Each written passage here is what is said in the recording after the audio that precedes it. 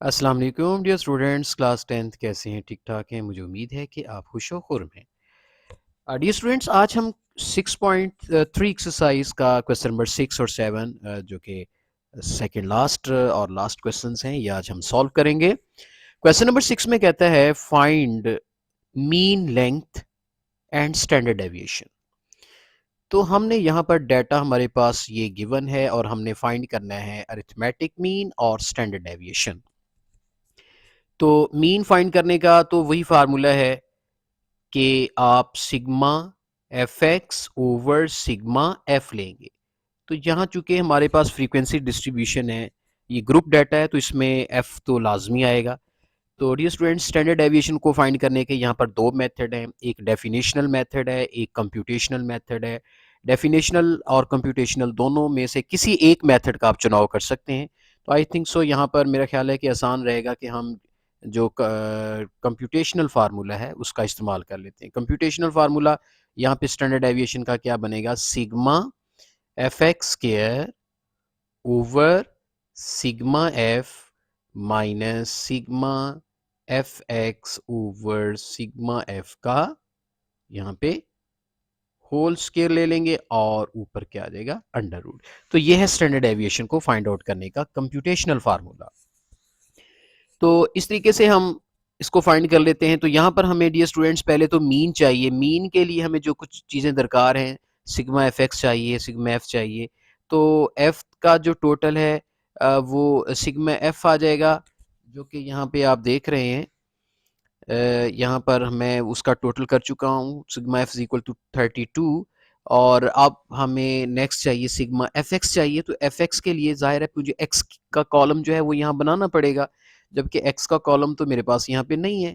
तो उसके लिए फिर मुझे एक्स, ये जो लेंथ है, इंटरवल्स दिए हुए हैं, इनमें से एक्स को फाइंड करना होगा। तो क्या तरीका है फाइंड करने का? आपने हर लेंथ के का मिड पॉइंट निकालना है। जैसे 20 और 22 के बीच में 21 आता है। एक तो तरीका ये है कि मैं डायरेक्ट 21 लिख दूं, चूंकि मुझे पता है 20 और 22 का जो मिड पॉइंट है वो 21 है। एक तरीका यह है कि मैं इनको सॉल्व करके मिड पॉइंट निकालूं। सॉल्व कैसे करेंगे? सॉल्व इस तरह करेंगे कि 20 को 22 में ऐड करके फिर 2 पे डिवाइड करेंगे। तो आंसर देखें, 22 और 20 कितना होता है? 42 को जब 2 पे डिवाइड करेंगे यही आपका 21 आ जाएगा। तो इस तरीके से भी मिड पॉइंट आप निकाल सकते हो।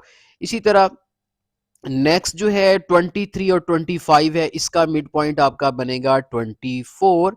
इसी तरह 26 और 28 का मिड पॉइंट बनेगा 27।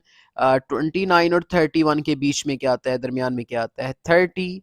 एक तरीका तो ये है, दूसरा इन दोनों को प्लस कर लें, 2 पे डिवाइड कर लें। इसी तरह 32 और 34 के बीच में क्या आता है? 33। तो ये एक्स की वैल्यूज आ चुकी हैं। उसके बाद हमने फाइंड करना है एफ एक्स। ठीक है, एफ एक्स कैसे आएगा? एफ और एक्स की वैल्यूज जो हैं वो आपस में इस तरह इनको मल्टीप्लाई करेंगे और जो रिजल्ट आएगा वो हम एफ एक्स के कॉलम में लिखेंगे। इसी तरह इनको मल्टीप्लाई करेंगे, इनको करेंगे आपस में, और फिर जो रिजल्ट है वो यहाँ पर इनके सामने लिखते जाएंगे। तो इस तरीके से हमारा एफ एक्स आ जाएगा। तो हमें यहाँ पे ज़रूरत है कैलकुलेटर की। तो कैलकुलेटर चाहिए, तो उसके लिए हम यहाँ से कैलकुलेटर का चुनाव कर लेते हैं जी। तो यहाँ पर हम इसको सॉल्व करके देखें। 21 को जब 3 से मल्टीप्लाई करेंगे, यहाँ ये इसको तो जुबानी लिखा जा सकता है 3 टू द 6, और साथ क्या आएगा? 3 वन ज़ा 3। इसी तरह एफ एक्स दूसरा भी हम यहाँ पर फाइंड कर सकते हैं। 24 को 6 से मल्टीप्लाई करें, 24 मल्टीप्लाई 6। 24 को जब 6 से मल्टीप्लाई करेंगे तो ये आ जाएगा 144। इसी तरह 27 को 12 से मल्टीप्लाई करेंगे, 27 मल्टीप्लाई 12, तो ये आ जाएगा 324। इसी तरह 9 को 30 से मल्टीप्लाई करेंगे तो ये आ जाएगा 270। 33 को 2 से मल्टीप्लाई करेंगे तो ये 66 आ जाएगा। अब हमें इस पूरे कॉलम का क्या चाहिए? टोटल। इस पूरे कॉलम का टोटल चाहिए। ओके, तो ये जब सम इसका टोटल कर लेंगे तो हमारे पास सिग्मा एफ एक्स आ जाएगा। तो जो कि हम यहाँ पे लिखेंगे सिग्मा एफ एक्स। तो टोटल करते हैं जी, इसको क्या आता है इसका? जी इसका 63, उसके बाद प्लस 144 प्लस 324 प्लस 270 प्लस 66, ये आ जाता है 867। तो ये हमारा 867 आ चुका है। डियर स्टूडेंट्स, अब मीन तो हमारा आ गया, मीन तो हमारा कंप्लीट हो चुका है। यहाँ पर क्या करेंगे, मीन का फार्मूला लग चुका है, सिग्मा एफ एक्स चाहिए जो कि हम निकाल चुके हैं, वो है 867 डिवाइडेड बाय सिग्मा एफ चूंकि 32 है, तो 32 पे आप डिवाइड कर दें तो आपका वो आंसर आ चुका। तो देखिए 867 को 32 पे करते हैं डिवाइड, तो आंसर आ जाता है 27.09। तो ये आ जाता है 27.09। तो this is the arithmetic mean, ये आपका अरिथमेटिक मीन आ चुका है। अब चलते हैं स्टैंडर्ड डेविएशन की तरफ। स्टैंडर्ड डेविएशन में हमें चाहिए यहाँ पर सिग्मा एफ एक्स स्क्वायर, और जबकि एफ एक्स स्क्वायर का हमारे पास कॉलम नहीं है, एफ एक्स स्क्वायर का हमें बनाना पड़ेगा कॉलम और फिर उसका लेना पड़ेगा सिग्मा। तो चलते हैं सिग्मा एफ एक्स स्क्वायर की जानिब। तो उसके लिए हमें नया कॉलम चाहिए जिसका नाम होगा एफ एक्स स्क्वायर। तो dear students, F X square कैसे फाइंड होगा? देखें, एफ एक्स का कॉलम तो ऑलरेडी हमारे पास अवेलेबल है। जब इसको मजीद एक्स के कॉलम से मल्टीप्लाई करेंगे तो जाहिर है ये एक्स और ये एक्स मल्टीप्लाई होके तो ये क्या फॉर्म बन जाएगा, एफ एक्स स्क्वायर का फॉर्मेट बन जाएगा। तो चलते हैं इस कॉलम को कंप्लीट करते हैं। इस कॉलम को कंप्लीट करने के लिए एफ एक्स स्क्वायर की खातर इस एक्स को इस एफ एक्स को आपस में करना होगा मल्टीप्लाई, और जो रिजल्ट आएगा वो एफ एक्स स्क्वायर के कॉलम में लिखते चले जाएंगे। इसी तरह ये एक्स की नेक्स्ट वैल्यू है, फिर ये एफ एक्स की वैल्यू है, इनको मल्टीप्लाई करेंगे, यहाँ पे लिखेंगे। चलें मल्टीप्लाई करते हैं साथ साथ। जी पहला 63 है, 63 को मल्टीप्लाई किया जी 21 के साथ, तो ये आता है 1323। जी नेक्स्ट 24 को मल्टीप्लाई करेंगे 144, तो ये आता है 343456। ओके, आगे 324 है, 324 को मल्टीप्लाई करेंगे 27 के साथ, तो ये आएगा 8748। तो नेक्स्ट चलते हैं जी 270, 270 को 30 से मल्टीप्लाई करेंगे तो ये आएगा 8100। तो 66 को डियर स्टूडेंट्स मल्टीप्लाई करते हैं 33 के साथ, तो ये आता है 2178। तो अब मुझे क्या करना है, अब एफ एक्स स्क्वायर का ये सारा कॉलम बन चुका है, लेकिन हमें चाहिए सिग्मा। तो सिग्मा कैसे आएगा, सिग्मा इसका टोटल करके आएगा। सिग्मा एफ एक्स स्क्वायर कितना आता है, आपने इसका क्या कर देना है, टोटल करना होगा। तो चलते हैं जी सिग्मा एफ एक्स स्क्वायर की जानिब। यहाँ पर सॉरी, ये हमारा एफ एक्स स्क्वायर कंप्लीट हो चुका है, इसके सम की तरफ जा रहे हैं जी। चलिए 1323 plus 3456 plus 87 and 48 plus 8100 plus 2178। तो ये सम कितना आता है जी? तो डियर स्टूडेंट्स, ये आ जाता है 23805। सो दिस इज कॉल्ड, ये आपका क्या कहलाता है, this is called sigma F X square. F X square का टोटल, ये मतलब एफ एक्स स्क्वायर का टोटल आ चुका है। तो चलते हैं स्टैंडर्ड डेविएशन की तरफ। आई होप सो कि स्टैंडर्ड डेविएशन फार्मूले की जितनी भी डिमांड्स हैं वो हम पूरी कर चुके हैं। हमें यहाँ पर सिग्मा एफ एक्स स्क्वायर चाहिए था जो कि निकल चुका है। वो कितना है, 23805 डिवाइडेड बाई सिग्मा एफ चूंकि 32 है, ये आपका 32 पड़ा, 32 पे करेंगे divide, minus sigma F X over sigma F. Dear students, ये मैं ऊपर कर चुका हूँ, सिग्मा एफ एक्स को सिग्मा एफ पे डिवाइड कर चुका हूँ, तो मेरे पास ऑलरेडी आंसर आ चुका है। मैं वही यूज कर लेता हूँ, कितना है वो 27.09। तो मैं यहाँ पर लिख लेता हूँ 27.09 और ऊपर क्या है, स्केयर। तो अब इसके ऊपर आपने अंडर रूट लेके चलना है साथ साथ। तो डियर स्टूडेंट्स, ये 23805 को 32 पे डिवाइड करते हैं, डिवाइडेड बाय 32 कैलकुलेटर का इस्तेमाल करके, तो ये हमारे पास कितना आ जाता है, 743.90 माइनस, तो इसका हमने लेना है स्केयर। अगली रकम जो है वो 27.09 है, इसका हम लेंगे स्केयर तो क्या आता है, ये आ जाता है 733.86, ठीक है। और ये अंडर रूट साथ साथ चलता जाएगा। अब इनका डिफरेंस निकाल लेते हैं जी।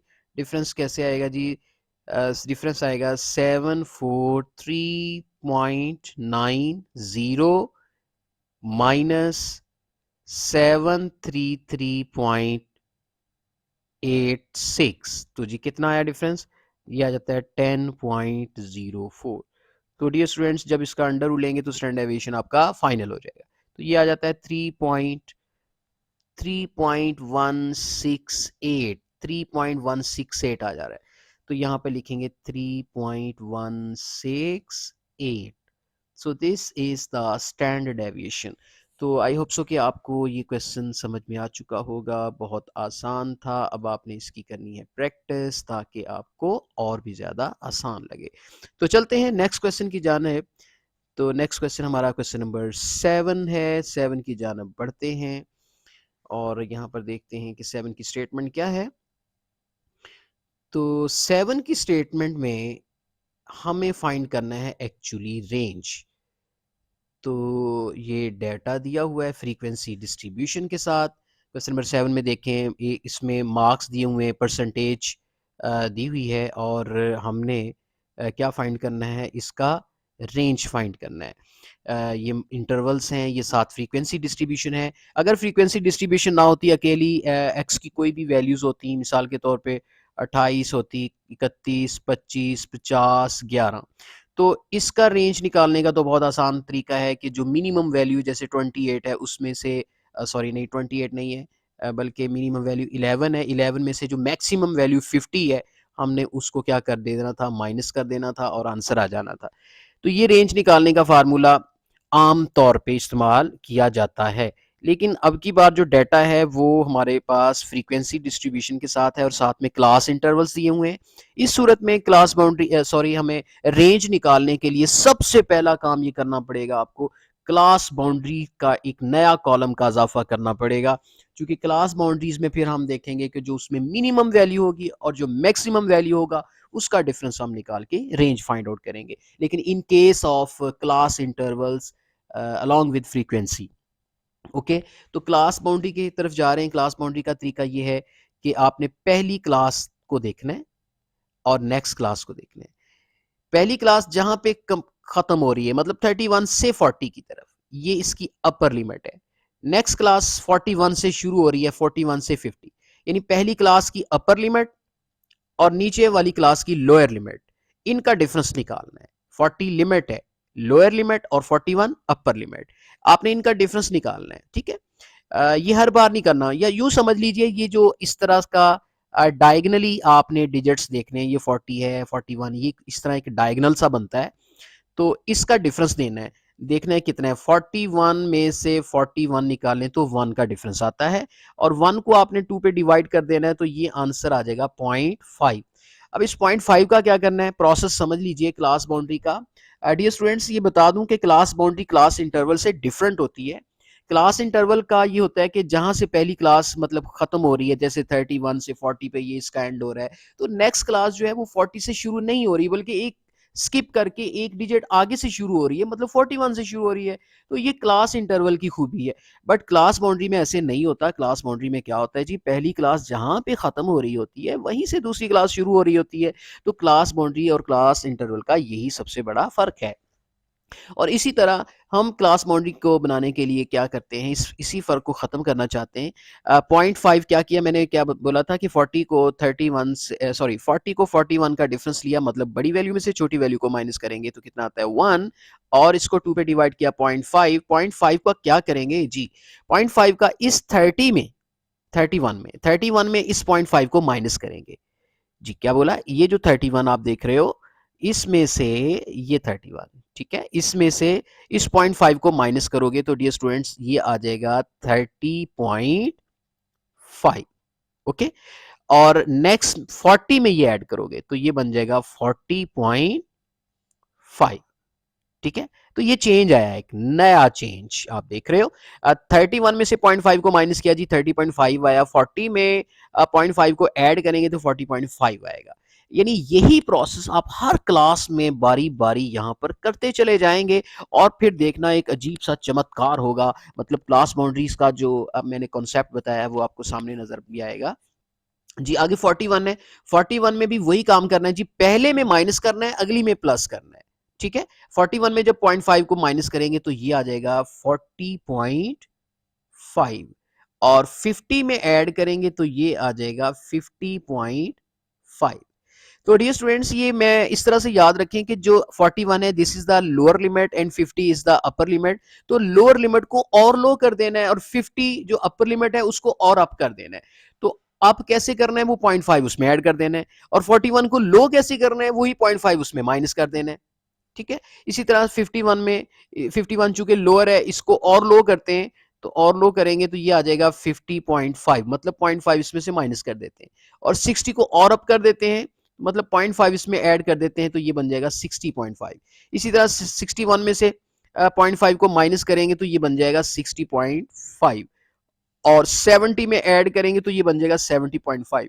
तो डियर स्टूडेंट्स, साथ साथ आप ये भी चेक कर सकते हैं कि हम अपने मकसद में कामयाब भी हुए कि नहीं। ये देखें कि यहाँ पर पहली क्लास जहाँ पे ख़त्म हो रही है वहीं से नेक्स्ट क्लास आपकी शुरू हो रही है, और जो डायगोनल का जो डिफरेंस था वो ख़त्म हो रहा है। ये देखें, हर डायगोनल डिजिट में देखें वो सेम आ रहे हैं, मतलब पहली क्लास जहाँ से ख़त्म हो रही है वहीं से दूसरी क्लास शुरू हो रही है। तो ये क्लास बाउंड्री की सबसे बड़ी निशानी है। उसके बाद जो हमारे पास लास्ट क्लास है उसमें देखें 71 है। तो 71 के लिए क्या करेंगे, 71 में भी ऐड माइनस करेंगे तो ये आ जाएगा, सॉरी यहाँ पे इसको कितना आता है ये 70 जी। 71 में से 0.5 को माइनस करेंगे तो ये बन जाएगा 70.5, और 75 में ऐड करेंगे तो ये बन जाएगा 75.5। तो इस तरीके से हमारी क्लास बाउंड्रीज मुकम्मल हो चुकी हैं। अब आते हैं रेंज की तरफ। रेंज क्या है, मैंने बोला कि रेंज यहाँ पर मखसूस अंदाज से निकाला जाएगा। कैसे निकाला जाएगा मखसूस अंदाज से, कि हमने एक्चुअली यहाँ पर लेना तो कॉन्सेप्ट तो वही है कि मैक्सिमम वैल्यू में से मिनिमम वैल्यू को जी माइनस करना है। तो यहाँ पर बट मैक्सिमम वैल्यू आपने इनमें से ना इसमें से कोई मैक्सिमम वैल्यू देखनी है, मतलब ना इसमें से देखनी है ना इसमें से देखनी है, आपने देखनी है सिर्फ क्लास बाउंड्री के अंदर। यहाँ पर मैक्सिमम वैल्यू आपको क्या नजर आ रही है, 75.5। सो हम 75.5 लिखेंगे, माइनस और मिनिमम वैल्यू नजर आ रही है 30.5। तो जी ये 30.5 यहाँ पे हम लिखेंगे। तो हमारे पास ये देखें, हमारे पास क्या आ चुका है, 30.5 को जब माइनस करेंगे 75.5 में से तो ये 43 आ जाएगा। ठीक है, आप कैलकुलेट कर सकते हैं, 75.5 माइनस 30.5, तो ये कितना आ रहा है 45। 75.5 में से सॉरी एक यहाँ पर ना, चूंकि मैं देख रहा हूँ कि कैलकुलेशन भी गलत आ रही है, यहाँ पर एक मिस्टेक है हमारी रकम के अंदर, स्टेटमेंट के अंदर। ये जो आप देख रहे हैं 31, दिस इज नॉट अ 31, ये एक्चुअली आपका 33 है। ठीक है, ठीक है, अब आपने क्या करना है, इस 31 की जगह, ये असल में बुक में ही मिसप्रिंट है, आपने यहाँ पर 31 की बजाय क्या लिखना है, 33 लिखना है। ठीक है, 33 लिखना है। तो इस हिसाब से यहाँ पर भी ये 30.5 नहीं आएगा, बल्कि हमारे पास क्या आएगा जी, इसको ज़रा रेस कर लेते हैं जी। ठीक है, वैसे तो उस रकम के हिसाब से आंसर ठीक है, लेकिन चूंकि जो बुक में रकम दी हुई है उस हिसाब से आंसर लाने के लिए यहाँ पर जो स्टेटमेंट है उसको करेक्ट कर लेते हैं। यहाँ पर डियर स्टूडेंट्स 33 है, तो यहाँ फिर आ जाएगा 33 में से जब 0.5 को माइनस करेंगे तो ये आ जाएगा 32.5। तो डियर स्टूडेंट्स, यहाँ पर मिनिमम और मैक्सिमम वैल्यूज जो हैं वो आप यहाँ पर लिखोगे, एक सेकेंड, यहाँ पर अब हमारे पास मिनिमम वैल्यू क्या आ गई है, 32.5। तो अब इनका डिफरेंस निकालेंगे, 75.5 -32.5, तो ये 43 आता है। तो इस तरीके से हमारा आंसर 43 आ जाएगा। अगर वहाँ पर सपोज 31 भी आ रहा है तो उस हिसाब से जो हमारा फिर आंसर 45 आ जाएगा। मतलब बेसिक कॉन्सेप्ट तो रेंज का वही है। तो मुझे उम्मीद है कि आज का क्वेश्चन जो है वो आपको समझ में आ चुका होगा, और दोनों क्वेश्चन और आज का ये चैप्टर भी कंप्लीट हुआ। इंशाल्लाह नेक्स्ट दोबारा हाजिर होंगे नई वीडियो के साथ। तब तक के लिए आपसे इजाज़त चाहते हैं। अल्लाह हाफ़िज़।